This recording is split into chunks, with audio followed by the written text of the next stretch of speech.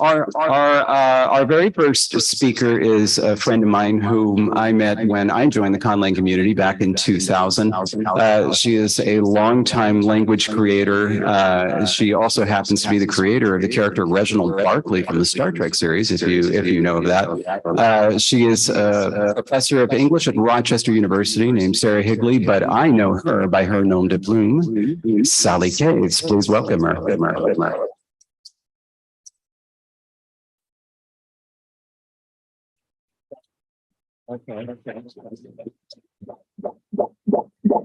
Hello, please excuse the creaky voice. Do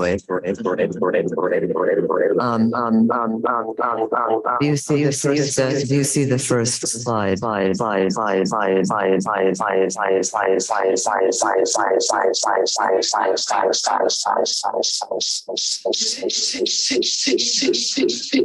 There we go. All right. Is everything okay audibly? All right. You can hear me. Okay, good.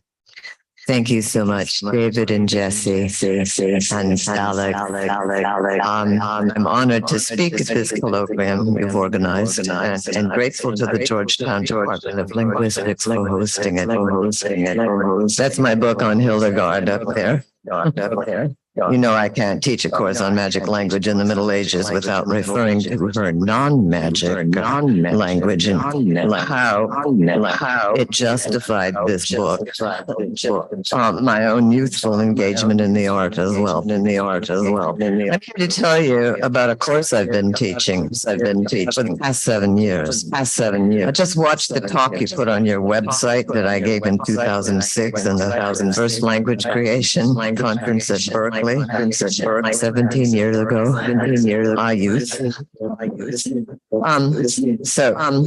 Pictured here. We need the next one. Shall I just do it? I'll just do it. Okay. All right. Pictured here is a website that the publicity office at the University of Rochester hosted for an exhibit I mounted at the Russell Hope Robbins Library in 2016 during the semester. I introduced this class, and the image here is Michael Bacon's drawing and his Conlang card. The exhibit coincided with David Peterson's visit then, who talked about language creation and his professional experience working for motion pictures and television shows and how you can make money from Conlang. It was sponsored by, as I said, the Rush Reese Library and the English department, and I gathered materials from Conlangers who contributed their precious artwork and calligraphy.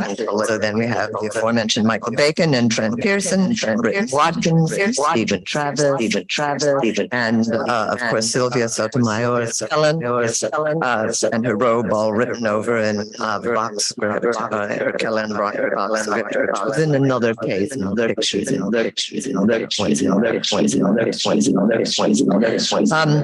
These were shown along with the text from our rare books collection. To the left is a page from John Wilk in the 17th century experiment, a real character in philosophical language, which they looked at. And the web page kindly showed videos of my students' remarks about language invention. I taught this course twice more in 2021 and 23. It's rather a maverick for the English department. Part history, linguistics, language philosophy, literature that got in there, codicology and visual arts within the blurry, porous, far-reaching context of the medieval that addressed our fascination with making language do other than just communicate. Let me pull this down a bit. In the quotidian way. I did, for the sake of my field, I focused on enterprises from that period, the medieval. This is 9th century Rabanus Maurus, covered in his written verse. But we strayed into John Dee and definitely Tolkien, the Black Speech. While imaginary language today may have moved away from religious or occult purposes, some of the same questions can be asked of it. What is the spiritual, intellectual, oral, and or visual appeal of unknown language and letters submitted to a page? How and what does it perform? Much of what this class does is get students engaged creatively, not just with words, but with images, as our own Trent Pearson has done here, right? The word in medieval Christian Europe held special status as God's son and signifier, and the manuscript made language personal and visible. Our print today tends not to let script overtake message. So I begin my course with this. Can anyone identify it? No. It's the opening page of Matthew in the Lindisfarne Gospels, 8th century. It says, Liber generationis Jesu Christi filii David filii Abraham, the book of the genealogy of Jesus Christ, son of David, son of Abraham. But try reading that quickly. Sherry, the page is a complex interlace of letters and designs done with compasses and rulers and pigments and gold. Its opening characters huge and dense with abstract decoration. Can any of you make out the word liber? Good. Laura Kendrick tells us in animating the letter that this Asiatic style, Byzantine and Middle Eastern, basically penchant for the decorative and indirect, of which these insular designs shared an origin, countered the early church fathers' preference for the Attic style, of which these insular designs, Byzantine and Middle Eastern penchant for the decorative and indirect, of which these insular signs shared an origin. They countered the early church fathers' preference for the Attic, right? The plain and straightforward. The word of God was meant as doctrine. It was to be clear, evangelized in comprehensible writing, contra the Montanists, the ecstatics, the glossolalists, and their penchant for privacy that didn't teach. St. Paul. This page and others like it does something to the visual look of the words, distracting you from their meaning, turning you to surface texture and the glory and incomprehensibility of heaven that mysticism upholds. Now I want you to picture a medieval Christian congregation from the 10th to the 14th century, a lay populace of nobles and commoners for whom these sacraments, ceremonies, christenings, weddings, Sundays, and holy days were conducted in a language that had to be interpreted for them. At Mass, they listened to the priest intoning the Kyrie, offering the host in Latin. It is little wonder that hieratic church Latin developed occult connotations among the laity, that grammar became glamour, literally, that the paternoster became a word for an apotropaic spell. So we look at the Old English versions of Solomon and Saturn. Saturn asked Solomon to awe him with the power of the paternoster. Does Solomon interpret the Our Father for him, explain its message? No. He describes it as a physical thing twigged with palm leaves, its very letters turned into warriors that savaged the devil. The Red Book of Darley, one of two that record this battle, supplies runes for P-A-T-E-R-N-O-S in runes, and the remaining letters in the Vulgate version of Christ's Prayer. Have you ever heard of the Black Paternoster? The Black Paternoster? Okay. It's a charm spoken at bedtime to ensure your salvation if you die. Now I lay me down to sleep. Matthew, Mark, Luke, and John. Bless the bed that I lie on. Why would a straightforward prayer in the Gospels that asks for God's goodwill be so transmogrified? It's a kind of mysticism. It doesn't spread doctrine in the usual way. This is what much of the class is about, the co-option of religious language for purposes it wasn't intended, as a basis for magic powers it invested in one, with emphasis on the arcane, the mystical. Conjurations, curses, blessings, charms, incantations, books of secret knowledge with their sigils and their caractares, occult letters.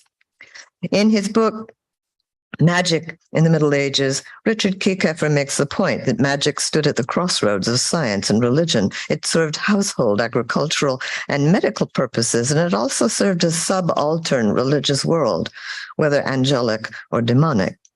But he says relatively little about the power that resides in making language magic. Formally and historically, in medieval Western Europe, magic is the use of a supernatural agency outside of accepted religion to compel. The word in English goes back to the Indo-European word mach, have power, present today in our modal verb may, its preterite our word might, power. The performative, according to J.L. Austin, and other language philosophers, enacts a change in something through the use of words said in felicitous circumstances. Many of the Christian sacraments perform in this way. Te absolvo washes away your confessed sin. Sufferers of infected boils, back in 10th century England, might hear their physician chanting this. Tigas, tigas, tigas, calicat, aclu, cluel, sedis, adelicus, etc. So what does, it's followed by Latin adjuration after that, in itself a charm. So what does the stuttering utterance do that's better than the Latin? So we discuss these things. The title of my course, Magic Language in the Middle Ages, was clickbait. Magic language lures the students in with a seductive word.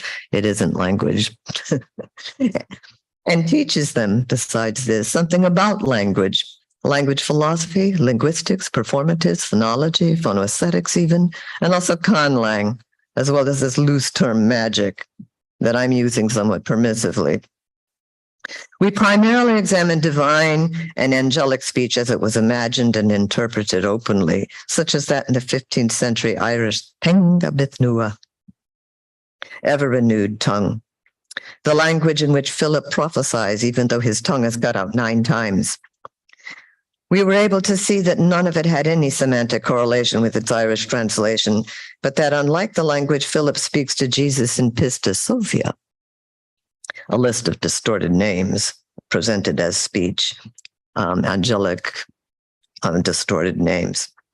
The scribe went to efforts to make it look like real language on the page with both lexical and functional words, long and short, and I hope you can see that. You can hardly distinguish it from the Irish. I've put these lines next to it. Seeing Whitley Stokes' edition of it reveals its phonological preference for labials and liquids and front vowels. Whereas the angelic language John Dee recorded in his scientific celestial communications are almost impossible to pronounce, guttural and dense with consonant clusters. And his angelic language, he never called it Enochian, but that's what it got turned into in the 19th century. There's even a dictionary of it that Miko has. So just like personal glosses and glossolalia, each creator shows a preference for certain sounds and structures. We examined some medieval ciphers. No, we did not crack the Voynich manuscript. But students using one of the several EVAs, European Voynich alphabets, noted its entropy and its preferred suffixes and prefixes, even if we never sounded it out. When they transcribed a natural language using its characters, it didn't look right. As you can see, maybe you can picture it. Yeah, it didn't look right. Now, this was the hard part because there were 2 sections to the class. In 2016, we collaborated on a group language ICE. It was a packed semester. David visited the class, so did Richard Kieckeffer. Students made their own individual scripts for ICE and moved on to conlanging and wrote a paper about what in the course inspired them to invent and about their inventions. But as the course grew larger, it was harder to collaborate. The final goal became produce something like the semiotic web, all right, which I don't have a picture of it, but I do have the picture of the book that it comes from. This is described by chaos magician Patrick Dunn, wherein special words and symbols operate like a private performative, less like a sigil and more like a condensed image. We studied medieval magic languages, but I was not about to teach them to perform magic. Instead, I was going to give them this notion of the semiotic web, in which you change essentially your attitude towards something. So then, each student would produce individually an imaginative, visual, and verbal insignia that would enact, by making and pondering it, a change in their personal perception of a cultural anxiety by redesigning how they spoke to themselves about it. An anxiety we had. In 2021, the theme was patience as we dealt with the pandemic. Each of them gave a PowerPoint presentation explaining their symbol, painting, or language. And this creator favored the vowel A in the phonology they developed. Va, van, va, chandra, advalantra. Isn't that beautiful? I love that. Patience in the world is around the self in the present. Is this a declarative or is this a performative? In other words, something that would enact a change. Could it inspire patience? In 2023, it was healing. I was astonished by the results. Students opened up about their fears, their trials, their insecurities, their bouts with illness, pain, isolation, and shared the positive impact of constructing this reminder of their power over those negatives. This sigil describes a student's desire to conquer their autoimmune disorder and other anxieties during the pandemic through their knowledge of herbs. When folded up into a crane, the substance is hidden from the public and the surface becomes a work of art, a reminder of the blessing inside. I was so deeply moved by that class last semester. It confirmed what John Kahada said yesterday about Conlang's close relationship with self-identity. Come now. That said, one of my favorite exercises in the class is one where students contemplated Hildegard of Bingen's Lingua Ignota. How many people have heard of that? Excellent, that's good. Lingua Ignota, and they were to invent new words for it because it's terribly omissive. The Lingua Ignota is the only systematized and glossed invented language in medieval Europe. A self-identification she made public because she boasted about it. She was a lover of system and discipline. And this is something that I make clear in a recent essay that's in progress.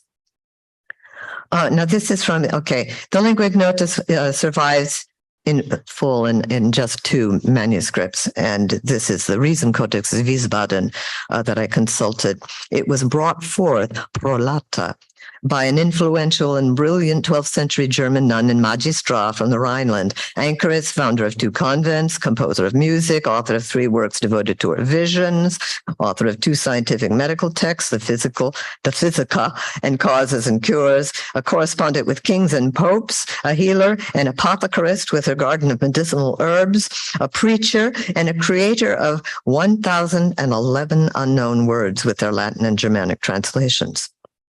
The Lingua Ignota is accompanied by her Literae Ignotae, her unknown alphabet. The lingua was held in high esteem in her day, referenced admiringly by her biographers, and perceived as something divine or divinatory. It starts with 6 spiritual personages: God, Aegons, angel, Aegans, saint, Tiviens, weirdly positioned before Savior, Livions, devil, Divelits, and spirit, Isparits. The rest are all nouns for tangible things. No abstractions, And from members of the family to the insects in the field, the Lingua Ignota describes in a taxonomy Hildegard's ecclesiastical and lay community, an exhaustive list of neologism for the parts of the body, illnesses and handicaps, ecclesiastic and lay offices, architecture, clothing, trades, implements, workers, sinners, and circus performers, and fully a third of it is devoted to her greenery, her viriditas, one of her most famous and popular words in her language, which expressed more than just greenness. It was that the spiritual sap that made you alive. And she's the only one to apply that word to the human body, like a kind of humor. All right. So what does it do, however? I am less sure now than I was in 2006. It baffled its rediscoverers. Why would a holy woman make words for such unholy, such ordinary things? Basin, stammerer, prostitute, penis. Right. It may have begun as an imaginative project she felt was given to her in the same way her music was, divinely, and she may have shared its early words with her closest nuns. There is one famous antiphon of many she composed, containing 5 words that echo those within the list. Orskis, immense. Orshibuts, in the list. Oak tree, immense tree. Kritsanta, anointed. Kritia, in the list. Church. Loifolum, of the people. Here declining loifol, in the list, like a Latin word. These have an incandescence the list lacks, because they are sung to this day. And they have a context within a ceremony. Perhaps at the urgings of her provost Volmar and other friends, she enlarged her unknown language for publication. It's a good guess that many words were invoked on the spot as she filled out the list. The repetition of the Latin translation in her own word, divelits, for instance, for devil, suggests as much, and she has accidental repeats. But she has prefixes and suffixes and compounds. We were peering through the manuscript at something personal, even though she declared it publicly. In the exercise, the students took categories from her physica, large animals, stones, metals, terrestrial elements that were missing from her lingua ignota, and invented Hildegardian words. I had them imitate her phonology, borrowing and compounding, and present their creations to the class. Extra credit for writing them in her script.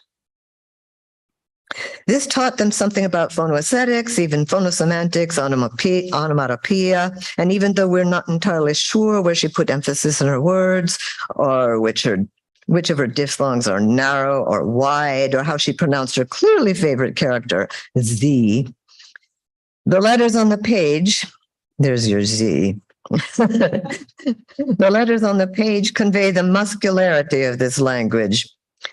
She gives the mouth a workout.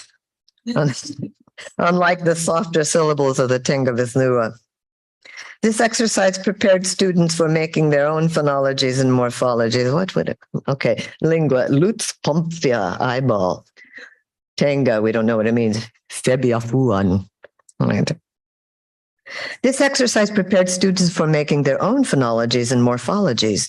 And these 2 contributions are my favorites. Stuototsia, mare, with its clip-clop sound, and my favorite, Photsorklimix, lightning, which just basically sounds like what it is. There it is. Sorry, I got ahead of myself. Stuototsia and Photsorklimix, which I'm going to use. Once I wanted her to be the earliest conlanger. Her list and alphabet made sense to me. Now I view the list in context with her philosophy of humanity as a microcosm of God's linguistic world, dressed in new leaves, purified and made green by new signifiers. Its head is with her signs for God and the angels, and its feet in the green earth, replicated again in her exhaustive section on all the parts of the body from top down. It's very telling that her compounds, obviously those words she had memorized, mostly express parts of the body and its clothing. The entire list is what humanity contains, sacred and profane, and in need of healing. Executioner. That's another student contribution. I guess it's Silivritz. but its purpose for me is darker than it used to be. Did it function like a semiotic web for her? Was she arrogant in providing what was clearly a more hieratic language than even Latin or Greek? I mean, she made a new word for God, for God's sake, right? Right. It was unearthed in an age that didn't value the spirituality of language invention, but attributed it to madness, femininity, inutility, and pointlessness. Language for everyday purposes is meant to be transparent. That was Augustine's argument in De Magistro on the teacher. Augustine of Hippo saw the function of language as a tool to teach others not only our thoughts and perceptions, but our grasp of God's role as ultimate teacher. Which is of higher rank, he asked, the signifier or the thing it signifies? His son, Adeodatus, helps him make his point. By the substitution of one letter, chenum, filth, might be celum, heaven. So the word, says the son, is to be ranked higher than the thing one doesn't want to come in contact with. No, says Augustine. It's called Augustine's rule, a strange form of sign theory. Whatever exists on account of another must be worth less than that on account of which it exists. Do such rules of signification get suspended in creative language? Hildegard, it's a question I could ask you about conlanging. Hildegard's unknown words stand out larger than their glosses. Where in religious or magic language is a line between sign and idolatry? The right use of writing and power was a part of the big medieval debate among the church fathers, medieval church fathers, because after all, Christ was the ultimate word and signifier. For this woman, God is also the healer of body and language, and she channels that. I'm glad my students could meet her. What they did with their words, characters, and sigils was contemporary and inspiring, but also rooted in antiquity. Irifirimbi. Thank you very much.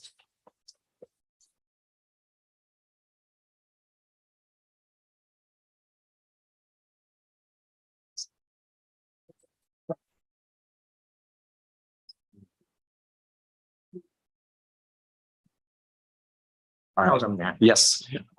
So we're going to, since we got behind a little bit, we are going to save questions for later. I'm going to try one technical thing very briefly, and then we will move on.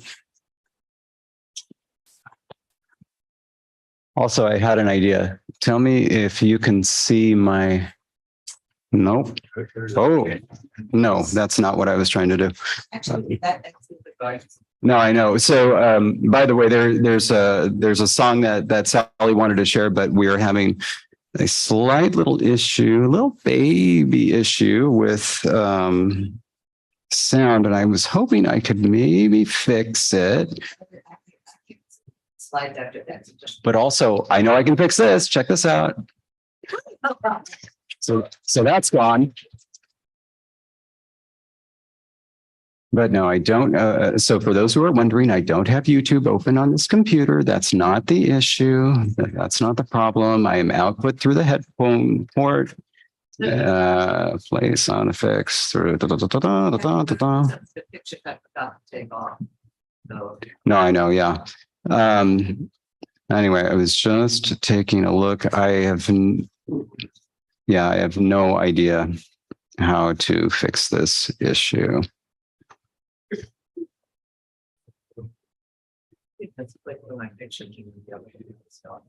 Oh, yeah. No, it was something. You know what? Since everything is muted right now, I want to see what happens. Let's see what happens if we start playing this. Let's see if it actually makes any noise at all. Go down.